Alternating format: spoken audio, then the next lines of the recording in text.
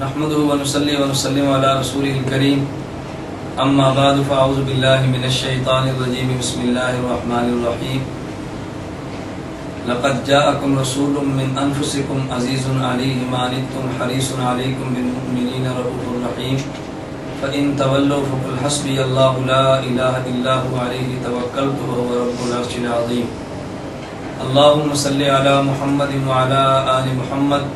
كما صليت على إبراهيم وعلى آل إبراهيم إنك حميد مجيد اللهم بارك على محمد وعلى آل محمد كما باركت على إبراهيم وعلى آل إبراهيم إنك حميد مجيد. گرامی قدر سامعین و حاضرین، نبی کریم صلی اللہ علیہ وسلم کی ذات مقدس جو اس کائنات کے وجود کا سبب ہے اور جن کے بابرکت وجود کے صدقے خدا نے اس کائنات کو وجود بخشا ہے، اللہ رب العزت کی ذات اگر رب العالمین ہے تو نبی کریم صلی اللہ علیہ وسلم کی ذات بابرکات رحمت للعالمین ہے. چاہیے تو یہ تھا پوری کائنات کے انسان حضور اکرم صلی اللہ علیہ وسلم کا ادب احترام اپنی ماں اپنے والد کائنات کے تمام انسانوں سے بڑھ کر کرتے اور حضور اکرم صلی اللہ علیہ وسلم کے سامنے نیاز مند رہتے، اور ہر وہ شخص جس کے دل میں رتی برابر ایمان ہی نہیں محض رتی برابر غیرت اور انسانیت موجود ہے، وہ حضور اکرم صلی اللہ علیہ وسلم کو محسن کائنات سمجھتے ہوئے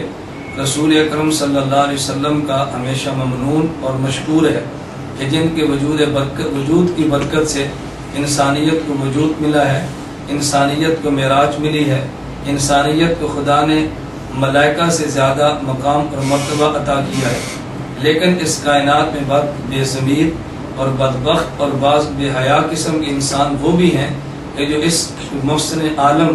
صلی اللہ علیہ وسلم جیسی مقدس ذات کو بھی ایک لمحہ کے لیے معاف کرنے کے لیے تیار نہیں. اور وہ سرکار دو عالم صلی اللہ علیہ وسلم جنہوں نے اپنے مبارک لفظوں میں ارشاد فرمایا حیاتی خیر لکم و موتی خیر لکم، اے لوگو میرا زندہ رہنا بھی تمہارے لیے بہتر ہے اور دنیا کو چھوڑ جانا بھی تمہارے لیے بہتر ہے. فما کان من حسن حمدت اللہ علیہ،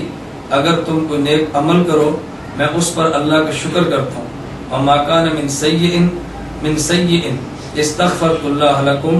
اگر مجھے کوئی تمہارا گناہ مجھ تک پہنچے تو میں اللہ سے تمہارے لیے معافی مانگتا ہوں. وہ پیغمبر جو دنیا چھوڑنے کے بعد قبر مبارک اور روضہ اطہر کے اندر بھی اپنی امت کے لیے استغفار کرتے ہیں، بعض ظالم اس پیغمبر کے دل کو آج وہاں روضہ کے اندر بھی تڑپانے سے باز نہیں آتے. ان ازلی بدبختوں میں سے ایک نام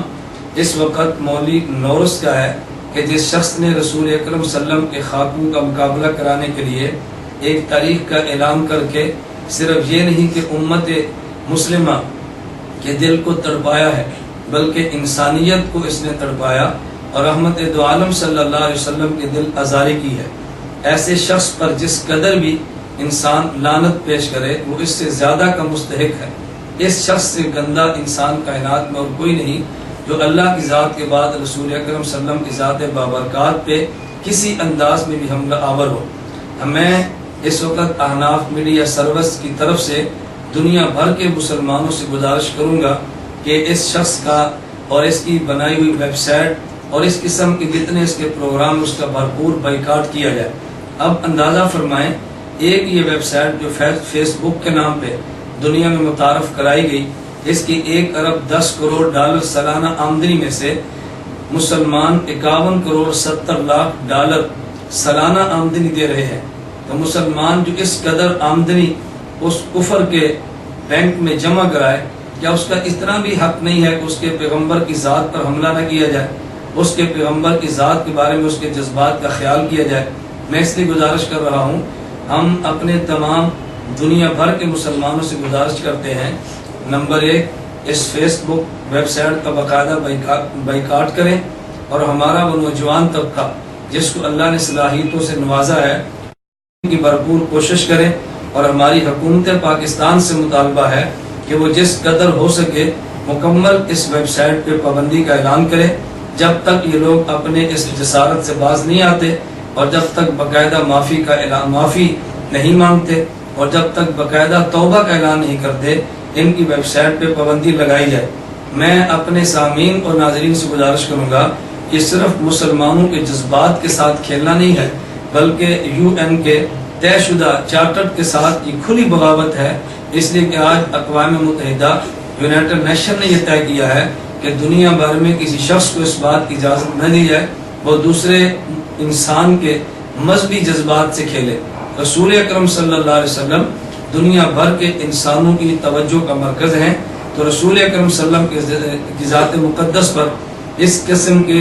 توہین آمیز حملے اور پیغمبر صلی اللہ علیہ وسلم کی ذات گرامی پہ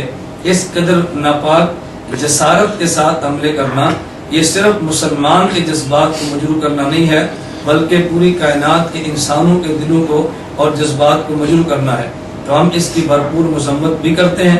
اس کے بائیکاٹ کا اعلان بھی کرتے ہیں، اور دنیا بھر کے مسلمانوں سے اس کے بائیکاٹ کرنے کا مطالبہ بھی کرتے ہیں۔ ہماری حکومت سے بھی گزارش ہے، عوام الناس سے بھی گزارش ہے، اور علماء سے بھی گزارش ہے کہ اس کھلے فتنے کے خلاف بھرپور اپنی علمی صلاحیتوں کو